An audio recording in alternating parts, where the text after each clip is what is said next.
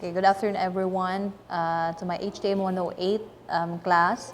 So this is a vlog about this lecture on information sheet number 1B, which we are going to talk about law and obligations and contracts. Now, learning objectives of this lesson, we have 3. So number 1 is identify the different kinds of obligations and contracts.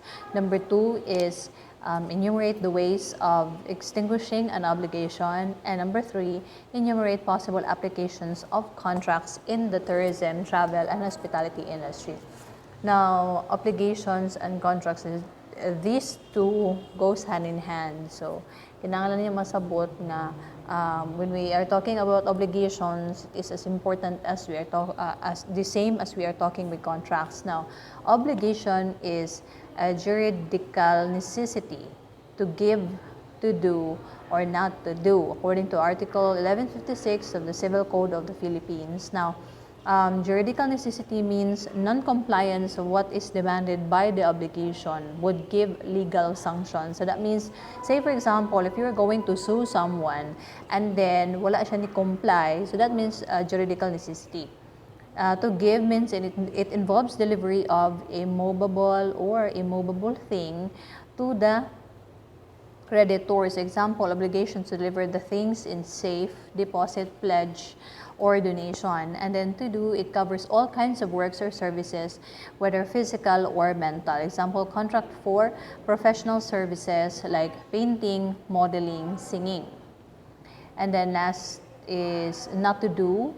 So it means refraining from doing some acts, like obligations of a building proprietor to refrain from committing nuisance through noise, offensive odor, smoke, heat, etc. Say for example, if nakasilingan na nagbuhat og walay or nag-construct og dako nga building, you have a obligation, no, to not to do things nga maka-violate sa law with regards to making noise, no unnecessary noise sa palibot. Okay. And then, going into the elements of obligation. So, an obligation has elements. So, first is active subject. So, the one who is demanding the performance of the obligation. It is he who in his favor the obligation is constituted, established, or created. He is called the creditor or obligee. So say for example, ako ang mag-construct ng building, ako ang naay obligation. So, ang akong surrounding, mga stakeholders mo, ako ang ginahatagag importansya so that I will not break or violate the law. Next, second is the passive subject. So, the one bound to perform the prestation, to give, to do, or not to do. So, it's called the debtor or obligor. And then number 3, prestation or object. So the subject matter of the obligation which has an economic value or susceptible of pecuniary substitution in case of compliance. And then number 4, efficient cause. So the juridical tie or vinculum by virtue of which the debtor has become bound to perform the prestation. So that means a subject matter of the law which should be performed by the obligator. No? So, kinds of obligation as to judicial enforceability, we have number 1, civil obligation. So, this is an obligation which, if not fulfilled, when it becomes due and demandable, may be enforced in court through action. Example of that one is a promissory note was executed by Luigi in favor of Mario after the latter had given a loan of money to the former. So, sino yung latter natin? Si Mario. Yung former natin is si Luigi. So, the note had become due and demandable, and Mario can go to court for the collection of the amount as the obligation, since it is a civil obligation enforceable by the court. So, say for example,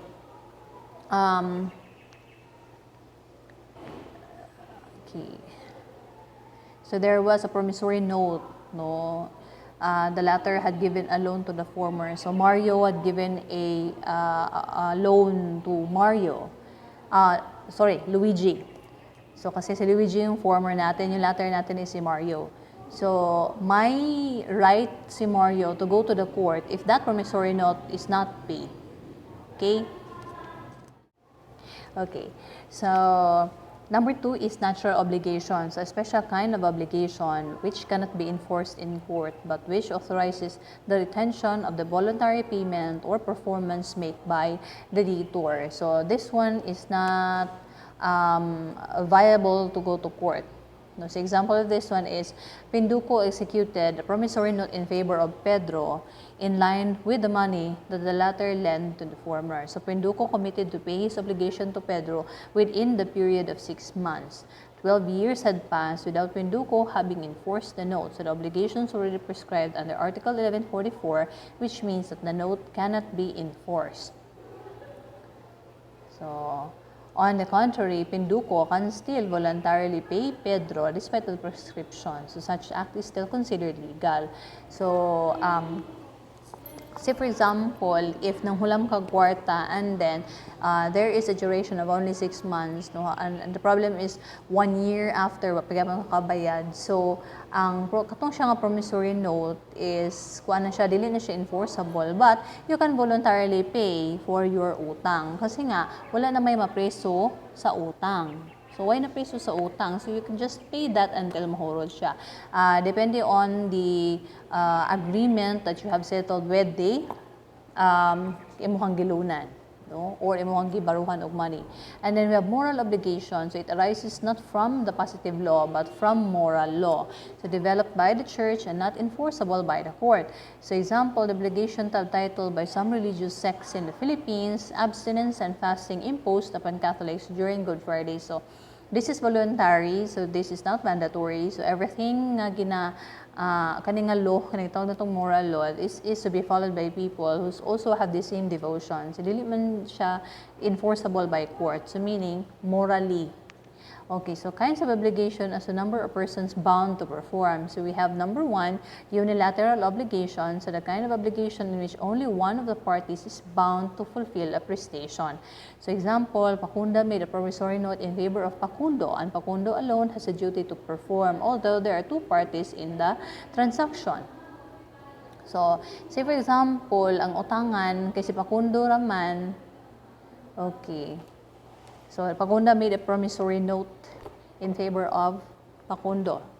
So, Pacundo alone has a duty to perform the said obligation. So, siya ang mag-enforce ng obligation to Pacunda. Pacunda made a promissory note, which gives favor to Pacundo. Second is bilateral obligation, a kind of obligation in which both parties are bound to perform a part in the obligation. For example, in SAFE, the customers are obliged to pay for any food that they ordered. On the other hand, the restaurant is obliged to deliver the food to the customer. So the obligations of the parties here are reciprocal. So they are dependent to each other. So, ang customers, once gani mag-order siya, need gid siya nga mag-pay, no, for his or her order. On the other hand, your purpose as well as THI provider, no, or tourism and hospitality provider rather, your obligation is to serve. So meaning duha sila ka buok. So it's an obligation. Compared sa unilateral nga, isa ra ka buok ang obliged, no, to perform. And then we have sources of obligation. We have law, contracts, and the quasi-contracts. And then another is acts or omissions punishable by law and the quasi-delicts of the Article 1157. So, illustrations of the sources of obligation. We have obligations arising from law. So, it is the duty of the spouses to render mutual support and respect to one another. So, the taxpayer's duty to pay taxes. So, for example, you are married na and you have joined the accounts in muhang husband or wife. So, it's both of your obligation, no, to pay for taxes or whatsoever, no. And then number 2, obligations arising from contracts. So this is the duty of the party to fulfill his undertaking in the contract, such as the payment for the breakage of utensils used in the catering services as stipulated in the contract. So in here, usually in every restaurant, natin contracts, no, for the customers to observe. And this is an obligation arising from contracts. Okay, going into the continuation of our lecture, we have obligations arising from a quasi-contract. So it is a juridical relation which arises from a lawful, voluntary, and unilateral acts or acts executed by somebody for the benefit of another and for which the former must be indemnified to the end, and that no one shall be enriched or benefited at the expense of another. An example of this is duty of the recipient to return what was delivered to him by mistake. So, we have here solution in DBT. So, ang recipient, si for example, na mali og hatag sa iyahan, no? Like, for example, lahi ang nag-order and then sa imuha na hatag. So, it's your duty to return, no? Whatever is being laid onto you nga by mistake.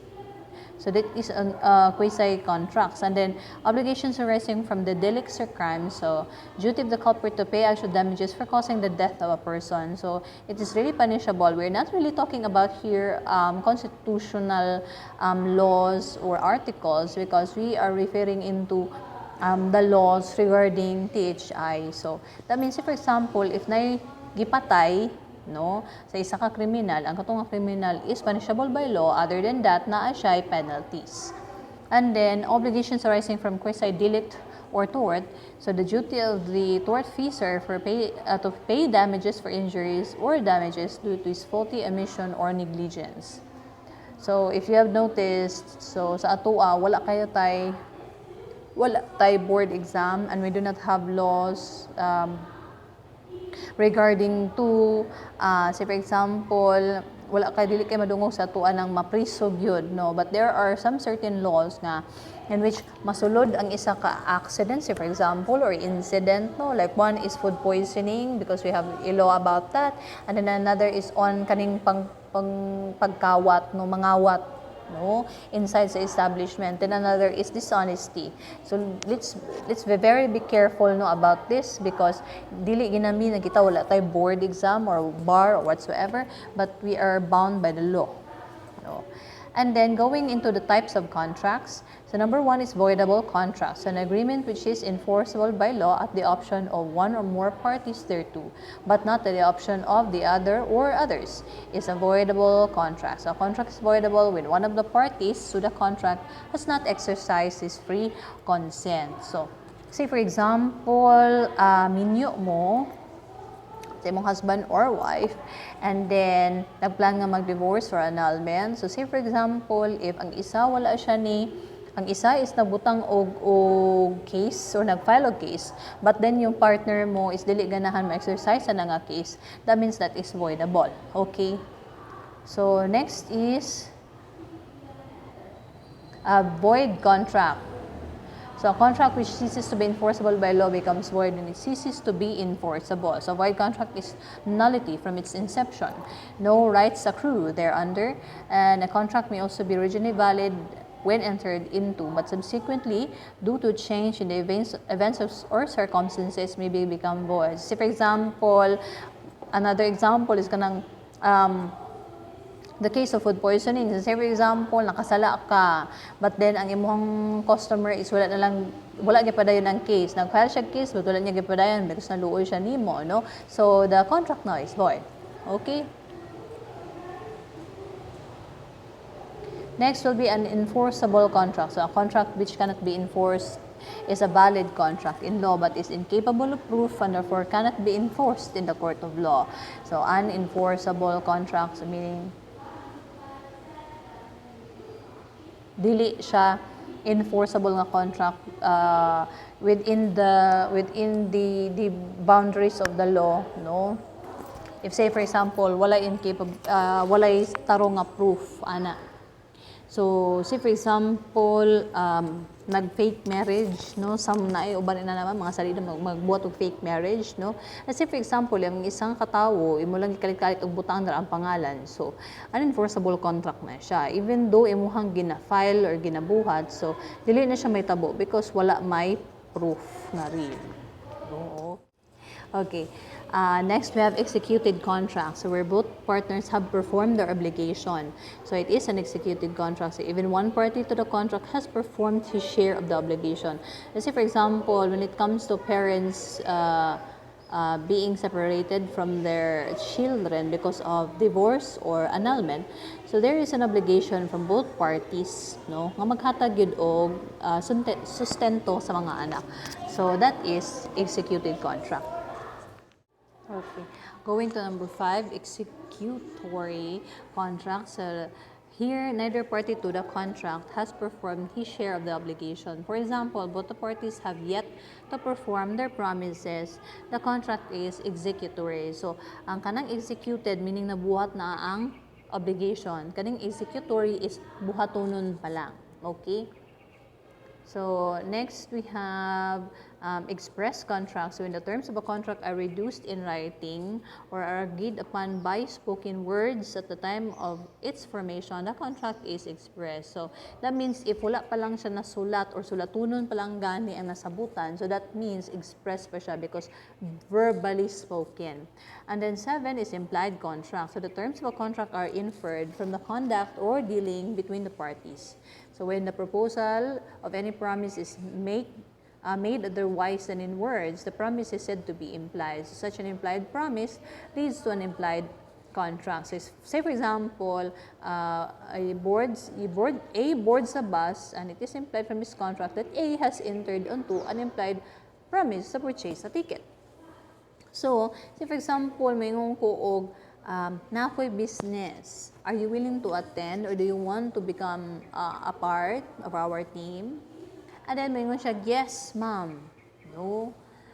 Sa storya pa lang gani, you're already telling na you have a decision na nga mo appeal. No? But then, if you're going to write it out, no. So ang kanang iistorya pa lang nimo and you promise nga mo appeal ka, so meaning you need to pay for something because you want to be a part of something, that means implied na siya. So next, we have quasi-contract. So quasi-contract, certain relations resemble those created by a contract. Certain obligations which are not contracts in fact but are so in the contemplation of law, they're called quasi-contracts. So those contracts that are not really bound by the laws, but pwede siya magamit. No? So those are quasi-contract. And then types of specialized contracts, we have number 1, franchise-related contracts. So the owner of a hospitality facility agrees to operate business in a specific manner approved by the franchisor. Say for example, I want to have a Jollibee franchise, so I am the franchisee, the franchisor will be Jollibee, the main office, and I need to follow rules and regulations with regards to their to the contract that we are going to make. No? And then we have, next we have management operating agreements. So a management contract is created when the owner of a facility allows another party to assume the day-to-day operation of the facility. So say for example, na ako'y hotel, but then kapuyan ko magdalaan na. So I will ask another management to operate my hotel for me. So that is management contract. And then we have meeting space contracts. So the contract terms for meetings are negotiated between a hotel and one or more professional meeting planners. So they usually come in large numbers. So there should be an agreement as to what hall or to what room ibutang ang event or ang venue. So usually kani siya may tabon siya sa mga hotels with regards to events like mega events, weddings, mga birthday parties or any conferences or symposiums nga nag-need siya og dako nga space because dako man ang nga number sa mga tao ang naa. And then we have group lodging contracts. So this contract is developed when an individual or organization requires a large number of hotel rooms. One example is when we go to Cagayan de Oro for our Kumbira event. So that is an example of a group lodging contract wherein a hotel will have a agreement between a school representative, no, sa example, sa atuan, no, school representative, and then we are going to make a contract, no, draft a contract sa agreements na mo. So, tagpila ang per head as to how much ang per night, and sa inclusion niyo na breakfast ba or dinner or whatsoever. So, that is on the group lodging contract. Now, going on to the next lesson. So, in here, you have implied, no, whatever, no, kinahanglan ninyo i-specify sa contract. So, I have also an example there about this is when, okay, so going back to the story on the tour, no, on our tour at Limkit Kailaks Hotel, in which we have met the general manager, no, of Limkit Kailaks before. So, there is a contract there. We made a contract there as to how many person, how many students, the date, no, the time, and unfortunately we got there by hapit na siya mag-11. So ang sabot mo naman is 9. So we're too late, no, but it's okay. So, we are still clients, and then we place there as to the type of food that we are going to eat. If there are some allergies, no, sa mga estudyante, the payment as to the per head, and no, that is how you make a group contract. And then,